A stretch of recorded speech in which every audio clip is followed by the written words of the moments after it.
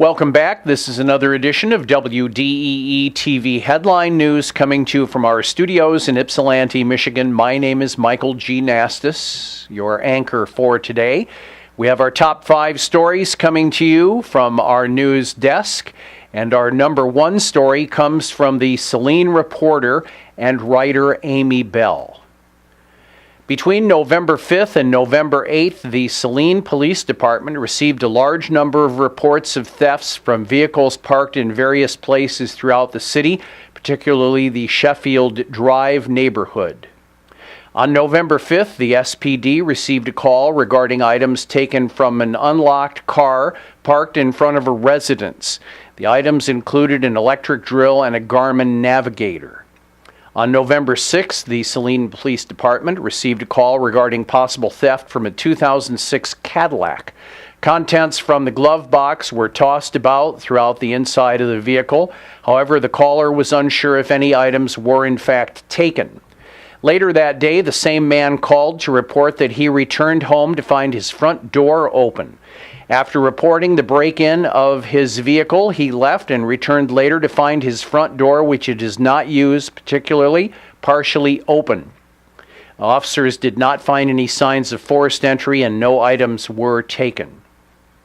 But 2 additional calls were taken from residents having items taken from unlocked vehicles. An individual stated that the contents of her glove box and center console were strewn about the vehicle, including her checkbook, which was missing 8 to 10 checks. Yet another caller had miscellaneous change taken from an unlocked vehicle. A November 8th incident was involved. A man who saw the dome light in his neighbor's truck was lit. He also saw someone sitting in the neighbor's other car. When the person exited the vehicle, the neighbor realized he did not recognize him and followed the suspect north into the courtyard. When the man realized he was being followed, he began running towards the Bassett and Harris corner. This man was described as a young white male, about 5'10", average height, with both dark hair and clothing. It was later discovered that change was missing from the neighbor's vehicle. More on this story can be found in our local news feeds link on our website at WDEE-TV.com. Lesson learned: lock your car and your house doors. Coming up next, the retrial continues of a 2013 Ypsilanti shooting incident. At Morgan Taylor, buy 2 suits, get a 3rd suit free. Morgan Taylor is located at 133 West Michigan Avenue in Ypsilanti. Clothing and accessories for men, women, and children at Morgan Taylor. Open Monday through Saturday, 10 a.m. to 6 p.m. Call 734-221-0296. Ask about layaways and in-store financing. At Morgan Taylor, buy 2 suits, get a 3rd suit free. We're back again with more WDEE-TV headline news for this Thursday, October 13th, 2014. We thank our good friends at Morgan Taylor for sponsorship of our newscast. We come to you from Ypsilanti, Michigan, and our next headline story comes from the Ypsilanti Courier and writer Ben Baird.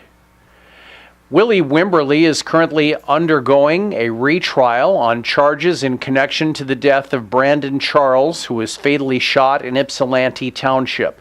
4 men total have faced these charges stemming from the death of Charles, who was found shot in his car on January 29th of 2013 in the West Willow neighborhood. Wimberly is being tried on charges of open murder, conspiracy to commit first-degree premeditated murder, a weapons felony, firearm, and witness intimidation charges, according to court records. He faced these same charges in the first trial that began May 5th. When the jury was unable to reach verdicts on these charges, a mistrial was declared as to these counts.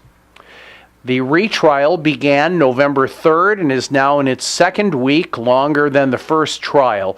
It is currently scheduled to continue November 13th and 14th before Judge Archie Brown in Washtenaw County Circuit Court, according to court records. In the May trial, Wimberly was found guilty by jury of charges of being a felon in possession of a firearm and carrying a concealed weapon. We have more on this story. It can be found on our local news feeds link on our website. Check this out as well as many more stories at WDEE-TV.com. Coming up next, story number 3, the Ann Arbor police consider the question of body cameras following a police shooting.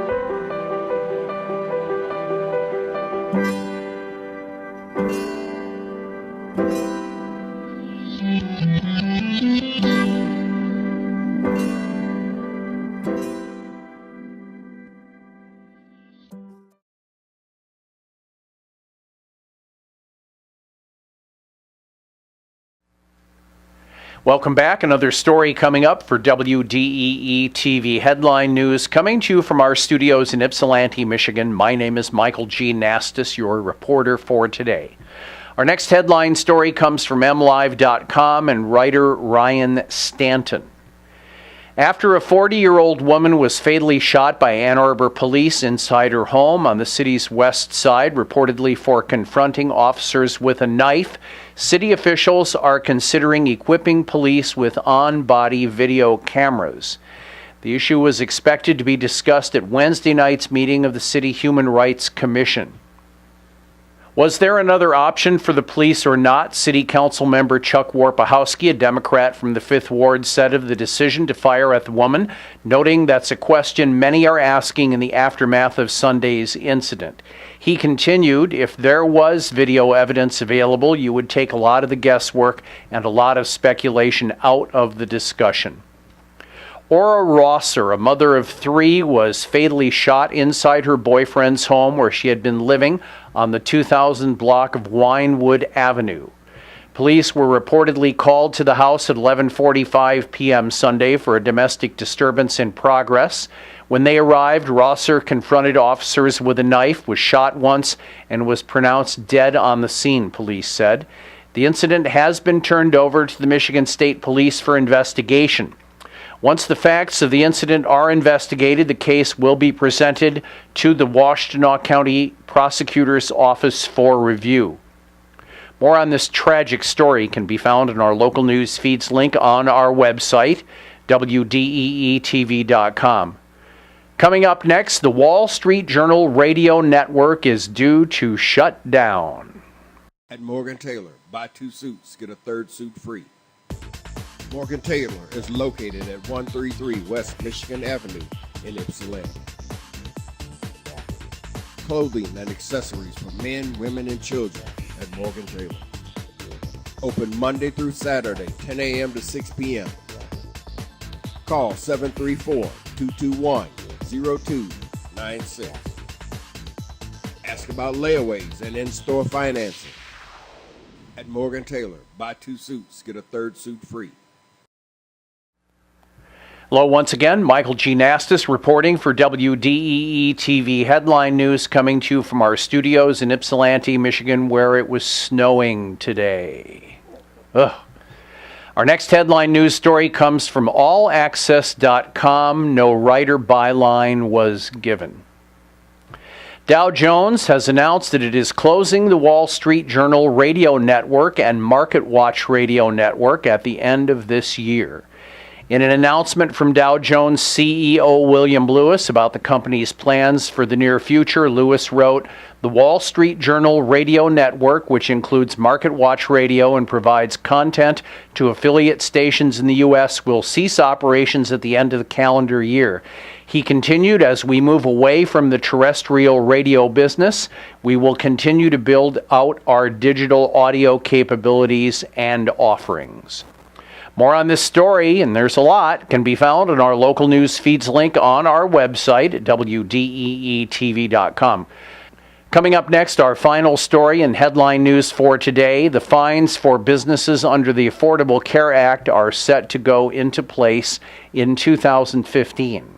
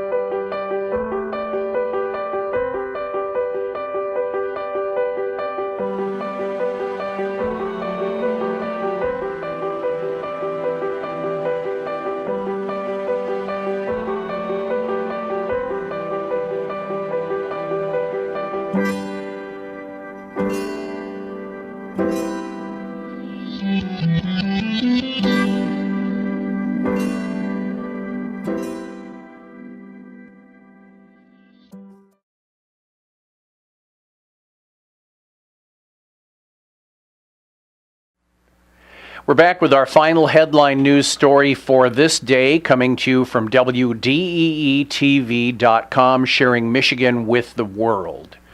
Our final story comes from the Detroit Free Press and writer J.C. Rendell.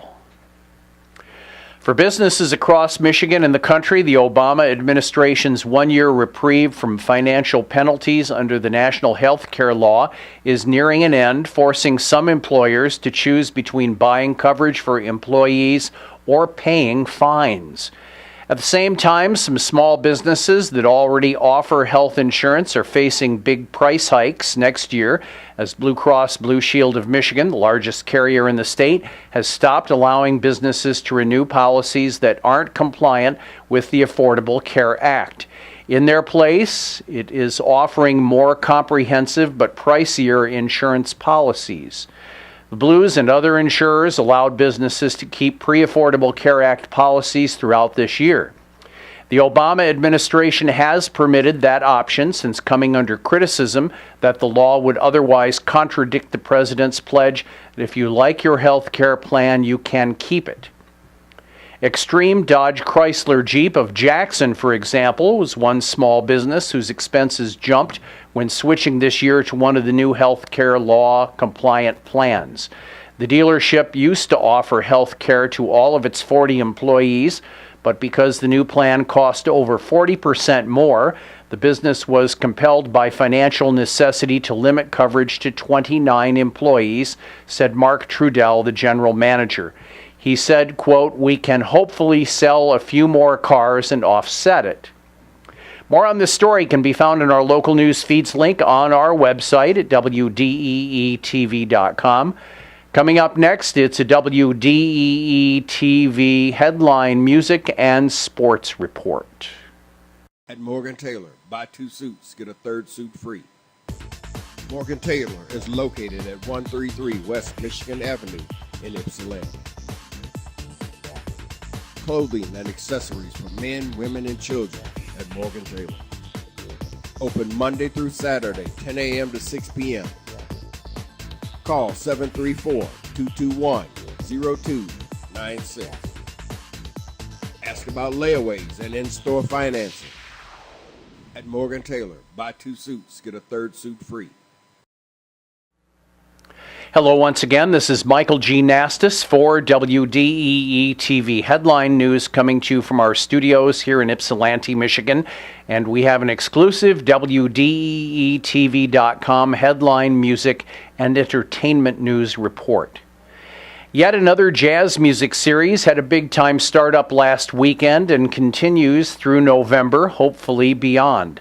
Veteran saxophonist Tony Holland and drummer Jalo Jakte Kieta are curating these concerts called Cosmic Jazz in the Russell Industrial Complex at the space 20 by 15 at 1610 Clay, featuring creative improvising and jazz players. Last weekend, Chicago-based AACM stalwart Ed Wilkerson Jr. was in town for the opening event. This Saturday, it's the Detroit band Spectrum 2 with saxophonist Skeeter Shelton and drummer Ollie Allen Colden, Jalo Jakte and saxophonist Cassius Richmond, and headliner the great clarinetist, baritone saxophonist, and director of jazz ensembles at the University of Chicago, Mwata Bowden, with drummer Dushan Mosley, bassist Greg Cook, and keyboardist Kenneth Green. Due on November 22nd, the Alan Barnes Sax Choir, the Relativity Quintet, and the Detroit Drum Choir, directed by Dr. Clifford Sykes. Rounding out the month on November 29th, you can hear Speaking in Tongues, The Visitors, and an open Cosmic Jam session. You can call 313-247-5780 or 313-247-8972. Here is Mwata Bowden with a little audio example with Ed Wilkerson and the group Eight Bold Souls.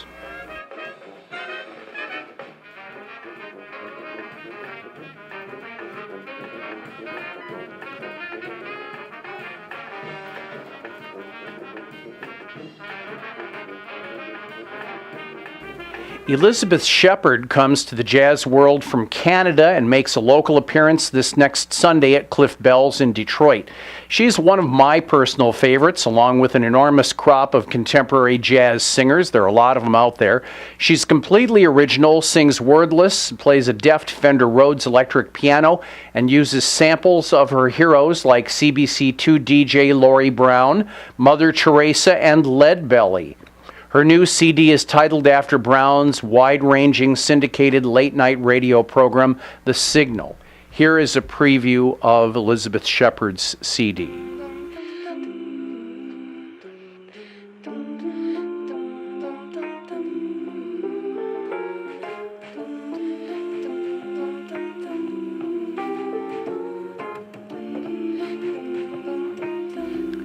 Jason Marsalis is the youngest and least known of the famous New Orleans family of jazzmen, not acclaimed for his brass, sax, or piano playing, but instead he favors the vibraphone.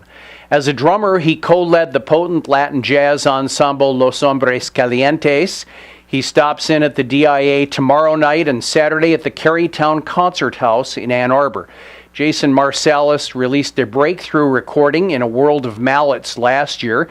He'll be joined by Austin Johnson at the piano, bassist Will Goebel, and drummer David Potter.